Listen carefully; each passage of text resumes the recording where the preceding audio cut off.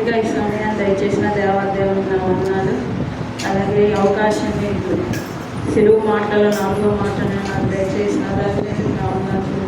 కూడి వచ్చిన మీ అందరికీ కూడా నా వందనాలు.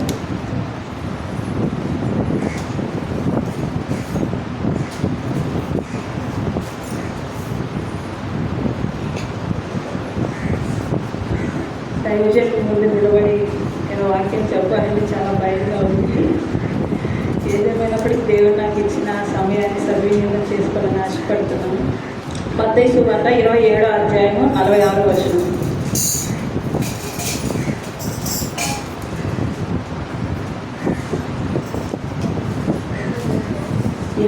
మత్తయి సువార్త 27వ అధ్యాయము 46వ వచనం. ఇంచుమించు 3 గంటలప్పుడు యేసు ఏలి లామా సబక్తా అని బిగ్గరగా కేక వేసెను. ఆ మాటకు నా దేవా నన్నెందుకు చేయి విడిచితివని అర్థము. సరిపోతుంది. ప్రార్థన చేస్తుంది. పరిశుద్ధుడ ప్రేమ తండ్రి, నీ ఘనమైన పాదములకు వేలాది వందనములు, స్తుతులు, స్తోత్రములు.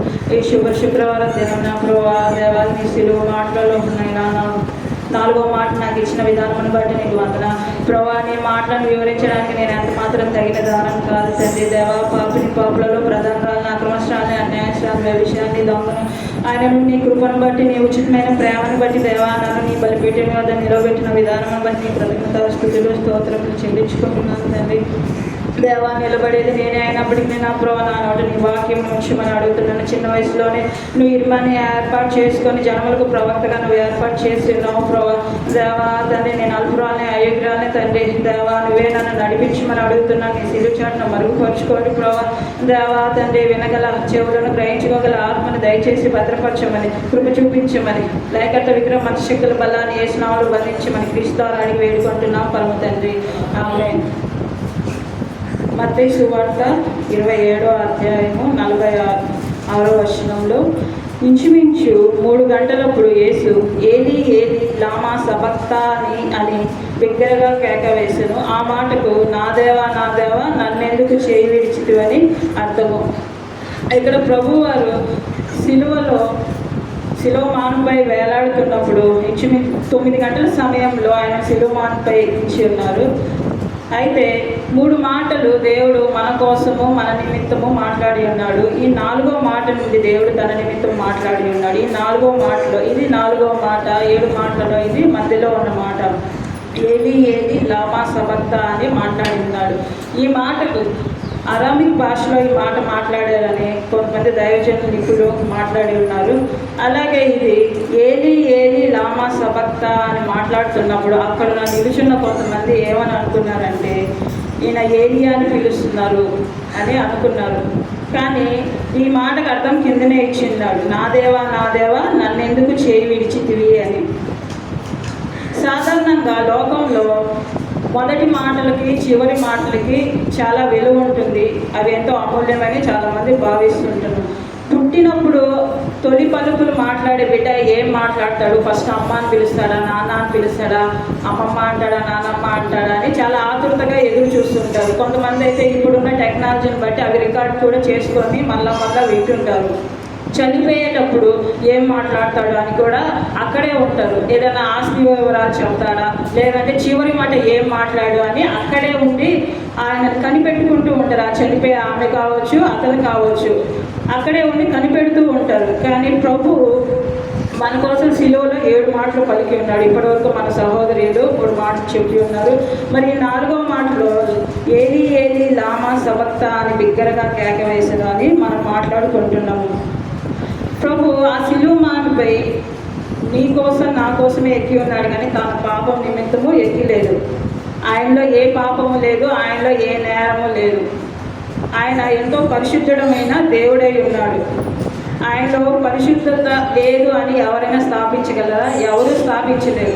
నీలో నాలో పరిశుద్ధత లేదంటే ఖచ్చితంగా నమ్ముతాము, నాకు లేదమ్మా, నీకు లేదమ్మా. నిజమే లేదు, మనం పరిశుద్ధులం కాదు. అందుకే దేవుడు అంటున్నాడు, నేను పరిశుద్ధులను కనుక మీరు కూడా పరిశుద్ధులై ఉండడని దేవుని వాక్యం సెలవిస్తుంది. అయితే ప్రభు ఈ శిలువ మరణం ఎందుకు పొందాడు అంటే ప్రవచనాల నెరవేర్పు కొరకు, నీ పాపం నా పాపం తీసివేయడం కోసం, ఆ శిలువలో నీ శాపాన్ని నా శాపాన్ని పరిహరించడం కోసం ఈ శిలువ మనపై దేవుడు ఎక్కి ఉన్నాడు. చాలామంది అనుకుంటాడు, మీ దేవుడు గొప్ప దేవుడు కదా, ఆ శిలువ పైన ఉన్న 3 మేకులు పీక్కోలేడా, అతను రక్షించుకోలేడా అని. అలాగే అక్కడ ఉన్న ఒక దొంగ కూడా దేవుని అలాగే మాట్లాడి, నువ్వు రక్షించుకొని మమ్మల్ని రక్షించుమని. రెండో దొంగ అయితే ఆత్మానుసారంగా ఆలోచించాడు, ఆయన గురించి విన్నాడు, ఆ చివరి దశలోనే విని రక్షణ పొందుకోగలిగి ఉన్నాడు. అలాగే మనం కూడా అనేక మార్లు అనేక కూటములకు, ఆదివారాలు ఆరాధనలకు, శనివారం సిద్ధపాటు దినాలకు, బుధవారం మధ్యవారం కూడికలకు, అనేక కూడికలకు మనం హాజరవుతున్నాము. కానీ మనం ఇంకా దేవుణ్ణి గ్రహించుకోలేనటువంటి వారంగానే ఉన్నాము. కాబట్టి ఆనాటి యూదులే కాదు, ఈనాడు మనం కూడా బాహాటంగా దేవుని ప్రతిరోజు సిలువ వేస్తూనే ఉన్నాము. లోకంలో చాలామంది జబ్బు పుట్టి చనిపోవచ్చు, లేదా మంచాన్ని పడి చనిపోవచ్చు, యాక్సిడెంట్ల ద్వారా చనిపోవచ్చు. కానీ దేవుని మరణం అలాంటి మరణం కాదు, అది వ్యత్యాసమైనది. ఆనాడు ఉండే రోమా ప్రభుత్వం వారు వ్యభిచారం చేస్తేనో, దొంగతనం చేస్తేనో, బందిపోటు దొంగగా మారితేనో, అలాంటి క్రియలు చేసిన వారికి మాత్రమే శిలువ మరణంపై ఎక్కించి శిలువ మరణం చేస్తాడు. కానీ దేవుడు అట్లాంటి దేవుని చేశాడా? పోనీ ఆయన చూపుల ద్వారా ఏమైనా పాపం చేశాడా? నోటి మాటల ద్వారా ఏమైనా పాపం చేశాడా? ఆయనలో ఏ పాపం లేదు. ప్రభు ఒక దగ్గర అన్నాడు, నాలో నేరం ఉందని మీలో ఎవరైనా స్థాపించగలరా అని దేవుడే మనల్ని అడిగాడు. కానీ ఆ సమయంలో మనం మౌనంగా ఉండవలసింది. అవును ప్రభు, నీలో ఈ పాపం ఉంది, ఈ దోషం ఉంది, నువ్వు అలా మాట్లాడి ఇలా మాట్లాడా అని ఎవరైనా చెప్పగలరా? నీవు నేను చెప్పగలమా? చెప్పలేము. కానీ యూదులు ఏం చేశారంటే, దేవాలయానికి రావాల్సిన రాబడి ఇతని ద్వారా తగ్గిపోతుంది.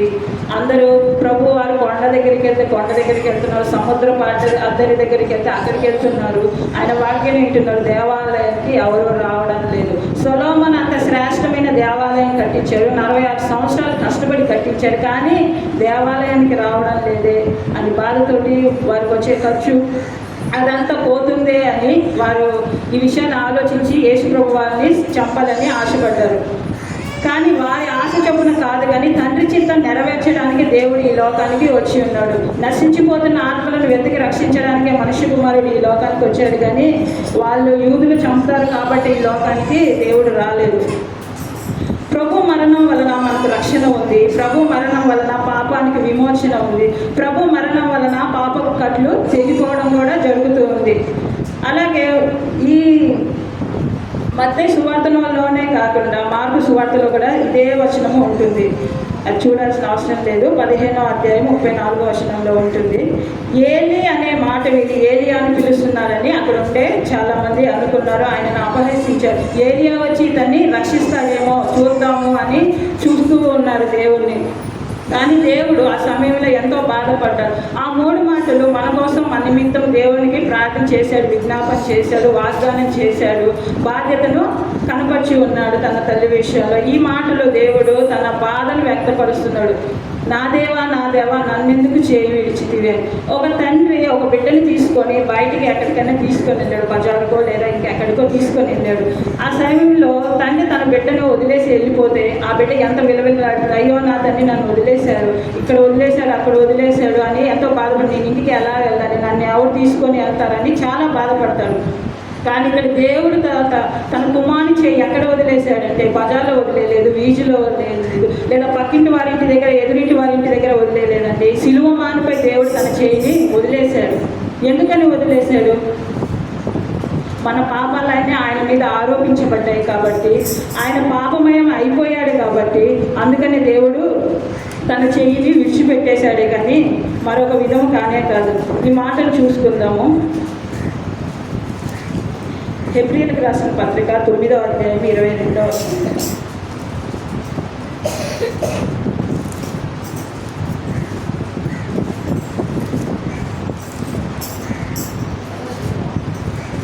హెబ్రీ 9:22. మరియు ధర్మశాస్త్ర ప్రకారము సమస్త వస్తువులను రక్తము చేత శుద్ధి చేయబడుననియు, రక్తము చిందింపకుండా పాప క్షమాపణ కలుగదనియు సామాన్యముగా చెప్పవచ్చును, సరిపోతుంది.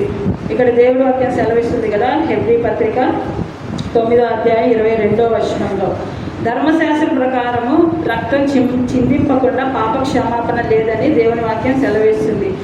పాత నిబంధన కాలంలో పాప పరిహారార్థ బలి, అపరాధ పరిహారార్థ బలి అని అక్కడ ఉండే జనాలు, అక్కడ ఉండే మనుషులు, అక్కడ ఉండే విశ్వాసులు ఒక గొర్రె పిల్లని తీసుకొని వస్తే యాజకుడు దాని తల మీద చేయి ఉంచి దాని పాప పరిహారార్థ బలిగా అలాగా చేస్తూ ఉంటాడు. కానీ ఆ రక్తం వల్ల విమోచన ఉండదు. అది మనకు అలవాటైపోతుంది. నేను ఈరోజు ఈ పాపం చేశాను, భూమి మంటలు తిట్టానో, లేదంటే పక్కన వారితో కొండెములు చెప్పో, లేదంటే ఇంకా ఏదో వ్యభిచారం చేశానో, జారత్వం చేశానో, ఇలా పాపం చేశానో, నేను గొర్రెపిల్ల తీసుకెళ్ళి వెళ్ళి పాప పరిహారార్థ బలిగా ఇచ్చాను. అది అలవాటైపోయింది, కానీ దాని నుండి విమోచన మాత్రము కలగలేదు. కాబట్టి ఒక పరిశుద్ధిని రక్తము చిందింపబడాలి. ఆ రక్తం ద్వారానే సర్వ మానవాళికి రక్షణ కలగాలి, పాపం నుండి విమోచన కలగాలని దేవుడి వాక్యం సెలవిస్తుంది. ఆ పరిశుద్ధుడు, ఆ ఎటువంటి పాపం లేనివాడు, పాపరహితుడు ఎవరున్నారు? ఎవరు లేరు. మనలో ఎవరున్నారా? నేను పరిశుద్ధిని, నాలో ఏ పాపం లేదు అని ఎవరైనా చెప్పగలరా? ఎవరు చెప్పలేరు. మాటల వల్ల, చూపుల వల్ల, నోటి మాటలు, ఏదో ఒక మాటలు మాట్లాడుతుంటాము. కాబట్టి మనలో ఖచ్చితంగా పాపం అనేది ఉంటూనే ఉంటుంది. కాబట్టి పరిశుద్ధుని రక్తము చిందింపబడాలి. ఆ పరిశుద్ధుడు ఎవరు అంటే ప్రభువైన యేసుక్రీస్తు వల్లనే మనకి పరిశుద్ధత దొరుకుతుంది. ప్రభువైన యేసుక్రీస్తు వల్లనే మనకు రక్షణ దొరుకుతుంది. కాబట్టి తన కుమారుని దేవుడు, తండ్రి అయిన దేవుడు తన కుమారుని ఈ లోకానికి పంపించి ఉన్నాడు. ఆయన 33 సంవత్సరాలు బ్రతికి చివరి 3.5 సంవత్సరములు పరిచర్య చేశాడు. ఎవరి కోసం చేశాడు? మన కోసమే. మనకు క్షమించే హృదయం కలిగి ఉండాలని, ప్రేమించే హృదయం కలిగి ఉండాలని అనేకమైన ఆజ్ఞలు ఇచ్చాడు. పాత నిబంధనలు అంటే, కొత్త నిబంధనలు అయితే 2 ఆజ్ఞలు ఇచ్చాడు. నీ దేవుడైన యెహోవాను నీ పూర్ణ ఆత్మతోటి, నీ పూర్ణ హృదయంతో సేవించవలను అని, నిన్ను వల్ల నీ పొరుగువాన్ని ప్రేమించమని దేవుడు చెప్పి ఉన్నాడు. ఈ ప్రేమించే హృదయం అంటే మనలో ఏ పాపము చోటు చేసుకోదు. పలాని అక్క, పలాని సహోదరి ఒక తప్పు చేసింది, ఆమెను గురించి అక్కడ ఇక్కడ వెళ్ళి చెప్పేదానికి, ప్రభా ఆమె తప్పు చేసింది, క్షమించు ప్రభా అని మనం ప్రార్థన చేస్తే మనలో ఎటువంటి ఇబ్బంది ఉండదు, ఎటువంటి పాపం కూడా చోటు చేసుకోదు. కానీ నోవహు కుమారుడైన హాము ఉన్నాడు. అతను ఏం చేశాడంటే, తన తండ్రి వస్త్రహీనుడైని చూసి వెళ్ళి వాళ్ళ అన్న దగ్గరికి వెళ్ళి చెప్పాడు. అటువంటి బ్యాచ్లో మనం ఉండకూడదు. అంటే ఇక్కడ మాటలు వెళ్ళి అక్కడ చెప్పడం. ఇప్పుడు అలా చెప్పడం వల్ల అతను ఏమయ్యాడు? దాసుడు అయిపోయాడు. కాబట్టి అతను క్షమింపబడిన వాడైపోయాడు. మనము దాసులుగా ఈ లోకం పాపానికి, సాతానికి దాసులుగా కాకుండా దేవునికి మాత్రమే దాసులుగా ఉండడానికి, బలా నమ్మకమైన దాసుడా అని అనిపించుకోవడానికి దేవుడు మన పాపాన్ని తీసివేయడానికే ఈ లోకానికి వచ్చాడు. తండ్రి తన చేయి ఇచ్చినప్పుడు ఆయన ఎంతో దుఃఖపడ్డాడు. శిష్యులు వదిలిపోయినప్పుడు దుఃఖపడలేదండి. ఇస్కరియోతు యూదా తన దగ్గరే ఉంటూ, తన బోధనను వింటూ, తన దగ్గర తర్ఫీదు పొందుతూ కూడా తనని 30 వెండి నాణెములకు అమ్మివేశాడు. అయినా దేవుడు బాధపడలేదు. ఆయన దగ్గర ఉన్న శిష్యులు కూడా అందరూ వెళ్ళిపోయారు. చివరికి పేతురు కూడా, నేను నిన్ను ప్రేమించుచున్నాను ప్రభువా అని చెప్పాడు. నీ మరణంలో కూడా నేను తోడుగా ఉంటానన్నాడు. కానీ మరణం వచ్చినప్పుడు పేతురు తోడుగా ఉన్నాడండి? లేదు. 3 సార్లు కోడి కూయక ముందే 3 సార్లే బొంకాడు. ఆయన ఎవరో నాకు తెలియదు, యేసు ఎవరో నాకు తెలియదు. ఇప్పుడు మనం కూడా అలాగే అంటాము. మన ఇంట్లో ఎవరైనా బంధువులు, చుట్టాలు వచ్చినప్పుడు, ఈరోజు ఏం వెళ్తావు లేరా, మేము అందరం వచ్చాం కదా ఇంట్లో ఉండంటే మనం యేసుని మర్చిపోయే వారంగా ఉంటాము. బంధువుల కోసము, మిత్రుల కోసము, ఈరోజు సినిమాకి వెళ్తాను రా, ఒక్కరోజు నా కోసం కేటాయించవా అనగానే, అయ్యో నా స్నేహితుడు అమెరికా నుండి వచ్చాడు, ఢిల్లీ నుండి వచ్చాడు, ఒక్కరోజే కదా వాడి కోసం వెళ్తాను, వాడి సంతోషం కోసం వెళ్తాను. లోకస్తులను సంతోష పెట్టడానికి మనము ఎదురు చూస్తాం. కానీ ప్రభు అయిన దేవుడు నాకు రక్షణ ఇచ్చాడే, ప్రభు అయిన దేవుడు నాకు సంతోషం ఇచ్చాడు, ప్రభు అయిన యేసయ్య నాకు ప్రతి ఒక్క బాధలో నుంచి విడుదల చేసి ఉన్నాడే, ప్రతి ఒక్క పాపంలో నుండి విడుదల చేసి ఉన్నాడే అని ఆయన సంతోష పెట్టడానికి ఇష్టపడము. నా స్నేహితుడు ఈరోజు సంతోషంగా ఉండాలి, నా వల్ల వాడు బాధపడకూడదు, నా తల్లిదండ్రులు బాధపడకూడదు. తల్లిదండ్రులు సంతోష పెట్టాలండి. దేవుడే సెలవిచ్చి ఉన్నాడు, నీవు దీర్ఘాయుష్మంతుడు అగునట్లు నీ తల్లిని, నీ తండ్రిని సన్మానించమని. కాబట్టి మనం వాళ్ళని సన్మానించాలి, గౌరవించాలి. కానీ లోకస్తుల వల్లే కాదు. వారు దేవుని ఆత్మకు విరోధంగా ఉంటే నీ తండ్రినైనా విడిచిపెట్టమని, నీ తల్లినైనా విడిచిపెట్టమని దేవుని వాక్యమే సెలవిస్తుంది. వారు మనకి ఆత్మానుసారంగా మనకు తర్ఫీదు ఇస్తున్నప్పుడు, ఆత్మానుసారంగా మన వాక్యంలో ఎదిగింప చేస్తున్నప్పుడు వారి మాట మనం వినాలి. వాక్యానికి విరోధంగా ఉన్నప్పుడు వారి నడవడిలో మనం నడవాల్సిన అవసరం లేదు.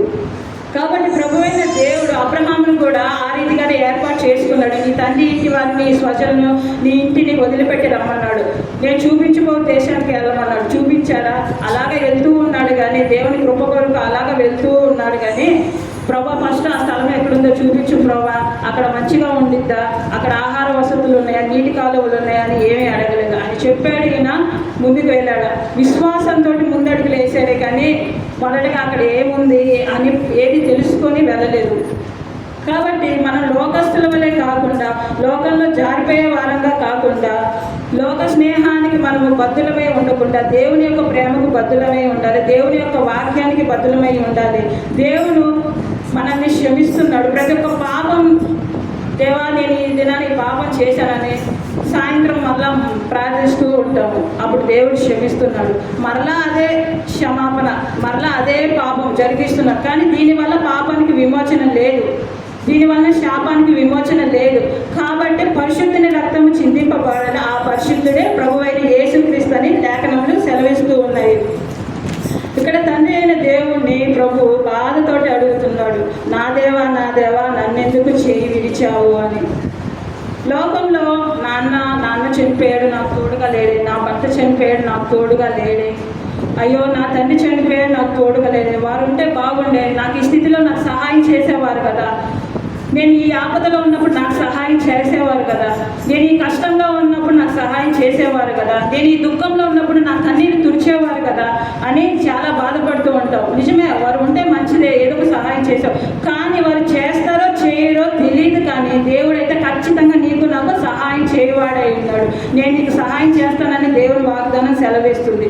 కాబట్టి మనం ప్రతి ఒక్క సమస్యలో దేవుణ్ణి వేడుకోవాలి. కానీ మనం మొదటిగా ఇరుగు పొరుగు వారిని, పక్కింటి వారిని, ఎదురింటి వారిని, శ్రేయభిలాసుల్ని, వారిని వీరిని కాదు, దేవుని మందిరంలో మనం దేవుని సహాయం కొరకు ఎదురు చూసే వారంగా ఉంటారు. ఇక్కడ దేవుడు కూడా, ప్రభు అయిన యేసుక్రీస్తు వారు కూడా, నా దేవా నా దేవా నన్నెందుకు చేయి విడిచితి అని ఆయన బాధపడుతూ ఆయన అడుగుతున్నాడు. గొప్ప కేకతో అడుగుతున్నాడు, శబ్దంతో అడుగుతున్నాడు.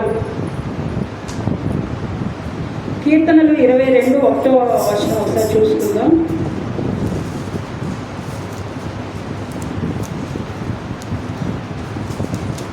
22:1 నా దేవా నా దేవా నీవు నన్నేలా విడనాడితివి, నన్ను రక్షింపక, నా ఆర్తధ్వని వినక నీవేళ దూరముగా ఉన్నావు. సరిపోతుంది. ఇక్కడ కీర్తనకారుడు దావీదు మహారాజు కూడా తనకున్న అనేక శ్రమలలో దేవుడు ఎన్నో మార్లు రక్షించాడు. మరీ మిక్కటికమైన సమస్యలు వచ్చినప్పుడు దేవుడిని అడుగుతున్నాడు, నా దేవా నీవు నన్నేలా విడనాడితివి, నన్ను రక్షింపక, నా ఆర్తధ్వని వినక నీవేళ దూరముగా ఉన్నావు అని. ఇక్కడ ఇది ప్రవచనాత్మకంగా ఉంది. యేసుప్రభు వారికి ఈ వాక్యం సూచనగా ఉంటుంది. దావీదు మహారాజు కూడా ఎన్నో ఇబ్బందులు పడి ఆ సౌలు రాజు చేతిలో నుండి పారిపోయి అడవులలో ఎన్నో కష్టాలు, ఎన్నో బాధలు, వెదలు పడి ఉన్నాడు. తన సొంత ఇంటి వారే అతన్ని తృణీకరించాడు. ఇక్కడ దేవుని కూడా తన సొంత ఇంటి వారే తృణీకరించేవారు. అతని మీద ఎంత మాత్రమూ విశ్వాసం వచ్చలేదని ఇందాక ప్రసన్నగా చెప్తే మనం విని ఉన్నాం కదా. అలాగే ఇక్కడ దావీదు మహారాజు కూడా యేసు ప్రభు వారికి సూచనగా ఇక్కడ మాట్లాడుతున్నాడు, నా దేవా నీవు నన్నేలా విడనాడితివి, నన్ను రక్షింపక, నా ఆర్తధ్వని వినక నీవేళ దూరముగా ఉన్నావు అని. కాబట్టి మనం ప్రతి ఒక్క సమస్యలో మనము ఇక్కడ యేసు ప్రభు వారు కూడా నన్ను ఎలా విడనాడితివి అని, ఇక్కడ దావీదు మహారాజు కూడా నన్ను ఎలా విడనాడితివి అని. మనము దేవుని సన్నిధిలో, ప్రభువా నాకు ఈరోజు ఈ సమస్య ఉంది, దేవా నీవు నన్ను విడిచిపెట్టావా అంటే ప్రభు వెంటనే మన మాటలు ఆలకిస్తాడు. విడిచిపెట్టిన దేవుడే మనం మనోపూర్వకంగా ఆయన సన్నిధిలో ప్రార్థన చేసినప్పుడు మరలా తన చేయి మనకు అందించే దేవుడు అయి ఉన్నాడు. మీరు ఇప్పటికైనా మనపూర్వకంగా ఉపవాసం నా సన్నిధిలో ప్రార్థించినట్లయితే నేను నీకు చేయదచ్చిన కీడును మాని మేలు చేసేదనని దేవుడు వాగ్దానం సెలవేస్తుంది. కాబట్టి మనం దేవుని సన్నిధిలో మనం ఆ రీతిగా ఉండాలని కోరుకుంటున్నాం. అలాగే యెషయా 53:10 చూసుకుందాము. యేసు మన నిమిత్తము ఎలాగ శ్రమలు పడ్డాడు అని. అతన్ని నలగొట్టుటకు యెహోవాకు ఇష్టమాయెను, ఆయన అతనికి వ్యాధి కలుగజేసెను. అతడు తన్ను తానే అపరాధ పరిహారార్థ బలి చేయగా అతని సంతానము చూచును. సరిపోతుంది. ఇక్కడ తండ్రి అయిన దేవునికి మన నిమిత్తము యేసు ప్రభు వారిని నలగొట్టడం ఇష్టమైపోయిందట. ఈ 53వ వచనంలో అంతా ఆయన పడిన శ్రమలు ముందుగానే దేవుడు, పరిశుద్ధాత్మ దేవుడు ఇక్కడ రాయించి ఉంచి ఉన్నాడు. 53వ వచనం మొదటి నుంచి చూసుకున్నట్లయితే ఆ రీతిగానే ఉంది ఈ వాక్య లేఖనం అంతా. ఆయన శిలువలో పొందిన శ్రమల గురించి 53:10 వచనం, అతన్ని నలగొట్టుటకు యెహోవాకు ఇష్టమాయను, ఆయన అతనికి వ్యాధి కలుగజేసాను. అతనికి వ్యాధులు ఎలా వచ్చాయండి? మన నిమిత్తమే వచ్చాయి. మన ప్రధాన యాజకుడుగా ఆయన ఉండి మన తలల మీద చేతులు వచ్చి మన పాపానంతా ఆయన తీసుకొని ఉన్నాడు కాబట్టి ఆయన పాపమయం అయిపోయాడు. కాబట్టి దేవుడు ఆ శిలువ మాటపై ఈ 4వ మాట మాట్లాడుతున్నప్పుడు చేయి విడిచిపెట్టాడని, నా దేవా నన్నెందుకు చేయి విడిచితివి అని అక్కడ యేసుప్రభు వారు బాధతోటి తండ్రికి మొరపెడతా ఉన్నాడు. నేను ఈ సందర్భంగా ఒక మాట చెప్పాలని ఆశపడుతున్నాను. ఒక 2 రోజులు నా పెద్ద కుమార్తెకి బాగాలేదు, చాలా అస్వస్థతగా ఉంది, కడుపులో నొప్పితోటి జ్వరంతో ఎంతో బాధపడుతూ ఉంది. నాకు కూడా కొంచెం అవి సాతాను క్రియల్లాగా అనిపించాయి. ప్రార్థన చేయించున్నప్పుడు నాకైతే ఒక శవపేట కనిపించింది. అది కనపడగానే ఇంకా కన్నీటితోటి దుఃఖంతో ప్రార్థన చేయించాను. ఇంకా 2 సహోదరులు కూడా వచ్చి ఏకీభవించారు. ఆ సమయంలో దైవజనులకి ప్రార్థన చేయండి అని చెప్పినప్పుడు దైవజనులు కూడా బిడ్డకి సాతాను క్రియలు నాకు కనిపిస్తున్నాయని చెప్పారు. నాకు భయం వేసింది, బిడ్డ ఒకవేళ చనిపోతుందేమో, ఇది గుడ్ ఫ్రైడే దినము, ఈస్టర్ ఉంది, ప్రభా ఏంటి అని ప్రార్థిస్తున్నప్పుడు మళ్ళా ఫోన్ చేశాను దైవజనులకి. సాతానికి మనిషిని చంపే అంత అధికారం లేదమ్మా, అది మనల్ని చిత్రహింస పెడుతుందే కానీ లేదా బలహీనపరుస్తుందే కానీ దానికి మరణం ఎక్కడ ఏలుబడి చేయడానికి దానికి అధికారం లేదు అని చెప్పినప్పుడు ఒక పక్కన కన్నీటితోటి బాధతోటి ఎంత దుఃఖంతో ప్రార్థిస్తూ ఉన్నాను, కానీ విశ్వాసంతో ప్రార్థిస్తున్నాను. కానీ ఒక పక్కన అపవాది నీ బిడ్డ ఇంకా బ్రతకదు అన్నట్లుగా ప్రేరేపణ చేస్తూ ఉంది. దైవజనులకు ఫోన్ చేసి మాట్లాడినప్పుడు ఆ రీతిగా అన్నారు, నాకు కనిపిస్తుంది, నేను పాపకు ఫోన్ చేసి ప్రార్థన చేసిన తర్వాత నాకు తలనొప్పి వచ్చేసింది అని. ఆ విషయంలో కాదు, నేను అనేక విషయాలలో కూడా దైవజనులు మన అయ్యగారు ప్రార్థన చేసినప్పుడు, మనకు అస్వస్థతగా అని ప్రార్థన చేసినప్పుడు, ఏదైనా చీకటి వచ్చినప్పుడు అది వెంటనే దైవజనుల మీద ఏలుబడి చేస్తూ ఉంది. ఆ రీతిగానే ఇప్పుడు దైవజనులకి ఎలాగ నా బిడ్డకి ప్రార్థన చేసినప్పుడు ఆయనకు తలనొప్పి వచ్చిందో, లేదా మన నిమిత్తం ప్రార్థన చేసినప్పుడు ఆయన చాలా బలహీన పడిపోతూ ఉంటాడు. అనేక ప్రయాణాలు చేసినప్పుడు కూడా బలహీనత ఉండదు, ఆయాసం ఉండదు. కానీ ఇటువంటి ప్రార్థనలు చేసినప్పుడు ఆయన ఎంతో బలహీన పడిపోతూ ఉంటున్నాడు. దేవుడు మీరు అన్య సంబంధమైన ఆచారాలు అభ్యసింపకుడి అని చెప్పాడు. అవి వ్యర్థమని మాట్లాడుతున్నారు, కానీ మనలో అనేకులు దాన్ని విడిచిపెట్టలేకపోతున్నారు. ఇప్పుడు కొత్తగా ఒక ఇన్ఫెక్షన్ వచ్చేసి, కొత్తగానే కాదు ఇంతకు ముందు నుంచి ఉంది. ఇక్కడ చంపలమ్మ అని లోకంలో ఉండే అదొక దేవత, అది దాన్ని పూజిస్తూ ఉంటారు. దానికి పసుపు రాసి బొట్లు పెట్టి ఏవేవో చేస్తుంటారు, నెలలో బంగారం వేసి మంగళసూత్రం వేసి. కానీ దేవుని సన్నిధికి వచ్చే మనం కూడా ఆ రీతిగా చేస్తే దేవుడు చేసిన ఈ శిలువ త్యాగానికి అర్థమే ఉండదండి. అర్థం ఉంటుందా? మనం దేవుని సన్నిధికి వస్తూ అన్ని ఆచారాలు అభ్యసింపకూడదు అని తెలుసుకుంటూ వాక్యం వింటూ గ్రహించుకుంటూ అనేక కూటములకు వస్తూ కూడా మనము మరలా లోకంలో ఉండేవారు, అమ్మ ఆమెకి కోపం వచ్చేస్తుంది, తగ్గిపోదు, త్వరగా ఇంట్లోనే ఉంచాలి, మైలైన వాళ్ళు డేట్ అయిన వాళ్ళు తగలకూడదు, భార్య భర్తలు ఉన్న వాళ్ళు తగలకూడదు, అది రకరకాలుగా మాట్లాడుతారు. అవే మనం అభ్యసిస్తే మనం దేవుని పరిశుద్ధుడైన దేవుని సన్నిధికి వచ్చి దేవుని మందిరానికి వచ్చి ఏమైనా లాభం ఉంటుందా? ఏ లాభం లేదు. మరలా నాకు తగ్గలేదే అని దైవజనుల దగ్గరికి వెళ్ళి ప్రార్థన చేయి, ఆయన తల మీద చెయ్యేసి ప్రార్థిస్తారు. మన బలహీనతలన్నీ ఆయన మీదకి వెళ్ళిపోతాయి, మన రోగం అంతా ఆయన మీదకి వెళ్ళిపోతాయి. అలాగే ప్రభువైన యేసుక్రీస్తు కూడా మన నిమిత్తము, మన బలహీన నిమిత్తం ప్రార్థన చేశాడు, యాచన చేశాడు. ఆ సమయంలో మన బలహీనతలన్నీ ఆయన మీద మోపబడ్డాయి, మన పాపమన్నీ ఆయన మీద మోపబడ్డాయి, మన శాప భారాన్ని ఆయన మోసుకొని పోయి దేవుని గొర్రెపిల్లగా మారాడు. కాబట్టి ఆయన అయిపోయాడు, పాపమయం అయిపోయాడు. కాబట్టి దేవుడు ఆ సమయంలో చెయ్యి విడిచిపెట్టాడు. కానీ ఇప్పుడైనా మనము కళ్ళు తెరిచి ఈ యుగ సమాప్తి అనే దేవత మన మనోనేత్రాన్ని గుడితనం కలుగు చేయకుండా మనం కళ్ళు తెచ్చి దేవుని వాక్యాన్ని సరిగా చూసి నేర్చుకొని అర్థం చేసుకొని దైవజనులు అనేక మంది ఉపదేశాలు చేస్తూ ఉన్నారు. 10,000 మంది ఉపదేశాలు ఉన్నను మీకు తండ్రి ఒక్కడే. కాబట్టి మనకు అనేక మంది బోధలు మనం వింటూ ఉన్నాము. కొంతమంది అబద్ధ ప్రవక్తలు వస్తారు అని కూడా దేవుని వాక్యం సెలవిస్తుంది. కానీ సత్యవాక్యం ఎక్కడ వినపడుతుంది, సత్యం ఎక్కడ బోధించబడుతుంది, నిజమైన వాక్యం ఎక్కడ బోధించబడుతుంది, అది తెలుసుకుంటున్నారా ఎవరైనా? ఆ చర్చిలో అయితే ఇన్ని కట్టడాలు లేవు, ఇన్ని ఆజ్ఞలు లేవు, అక్కడికి వెళ్ళిపోదాంలే, వెళ్తే వెళ్ళొచ్చు లేకుండా లేదు. ఏ పాస్టర్ వచ్చాడు, అమ్మో ఆ ఎల్ఎఫ్ సంఘానికి వెళ్తే ఆ పాస్టర్ గారు అడుగుతారు, వదిలిపెట్టరు, రాకపోతే ఫోన్ చేసి మరీ అడుగుతారు ఆ సంఘానికి ఎందుకు వెళ్ళడము. కానీ అటువంటి సంఘానికే రావాలి. అటువంటి సంఘంలోనే ప్రభు అయిన యేసుక్రీస్తు ఉంటాడు. ఆయన ఆత్మను ఉంచుతాడు. మీకు రక్షణ కలుగుతుంది, మీకు స్వస్థత కలుగుతుంది, మీకు సరైన మార్గంలో మిమ్మల్ని నడిపిస్తాడు. అటువంటి మార్గాన్ని మనం ఎంచుకోవాలి. కానీ ఆ సంఘం ఈ సంఘం కాదండి. దేవుడి చిత్త ప్రకారం ఎవరైతే నడుస్తారో ఆ సంఘంలోనే దేవుని ఆత్మ ఉంటుంది. కానీ మాది పెద్ద సంఘం కదా, ఇంతమంది జనాలు ఉన్నారు, అంతమంది జనాలు ఉన్నారు అని అనుకుంటే ఆ సంఘంలో ఉంటూనే ఉంటుంది. దేవుని చిత్త ప్రకారం నడుచుకునే వారి సంఘంలోనే ప్రార్థన ఆత్మ ఎక్కడ ఉంటుందో ఆ సంఘంలోనే దేవుని ఆత్మ అనేది ఉంటుంది. నీ దైవజనుడు సరిగా ఉన్నాడా, నీ విశ్వాసులు సరిగా ఉన్నారా, బోధించేవారు సరిగా ఉన్నారా, క్రమంగా ఉన్నారా, అది తెలుసుకోవాలి. కానీ ఎంతమంది జనాభా ఉన్నారు, ఆ జనాభాలో ఆ సంఘంలో చాలా మంది జనాభాలు ఉన్నారు చూసుకొని ఆ మందిరం బాగుంది, కిటికీలు బాగున్నాయి, గుమ్మాలు బాగున్నాయని వెళ్ళడం కాదు. దేవుడు ఇక్కడ తన స్వరూపాన్ని కోల్పోయాడు, తన సొగసును కోల్పోయాడు, నల్లగా మారిపోయాడు. ఎంతో తెల్లగా ఉండే స్వరూపం నల్లగా మారిపోయాడు. ఆ దేవుని చూసి విడిచిపెట్టేస్తున్నారు.